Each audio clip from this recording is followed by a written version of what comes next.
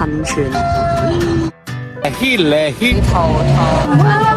第二日 Good morning， 今日係我哋嚟到日內瓦嘅第二日。本身話要去跑步，上晝11點個太陽好猛烈，3件衫都 OK。喺後面個噴泉。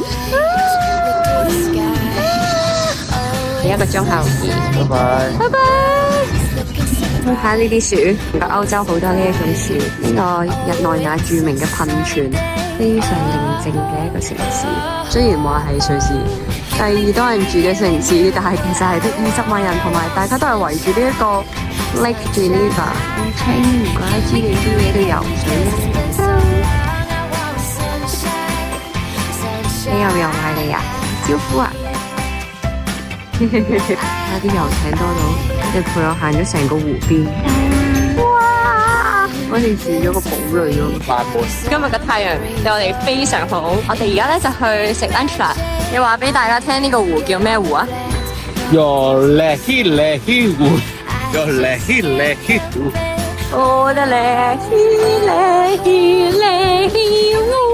呢個小朋友尋日搭巴士見到呢度話，哇！好想睇啊！因為我唔舒服咯，好想飲一啲熱湯啊！係啦係啦。因為呢度啲人全部都食凍嘢嘅，連個佢桑都係凍。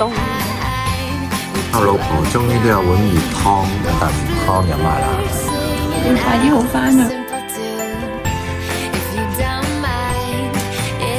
瑞士好出名朱古力，因為我有啲感冒，呢個人又有啲肚痛，太勁啦！啲芝士可能啲油我哋唔習慣，所以食唔到朱古力，手信都得啩。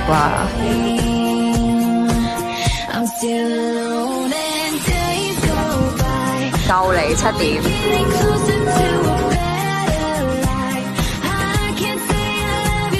好嘢食，俾牌子我哋，咁好嘅有筷子，好好食。好好味，即係可以喺呢啲地方食到啲咁近我哋平時食開嘅嘢，啱我哋嘅胃口，即刻開心晒。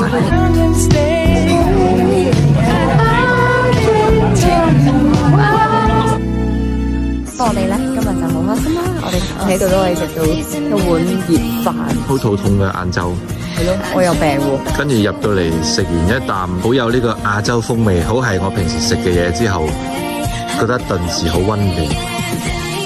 你而家就好似呢個新聞報導員咁咯。好多嘅人喺夜晚8點鐘食飯，喺呢個餐館去到10點幾11點嘅時候，餐呢個係好有好質嘅歐洲食物。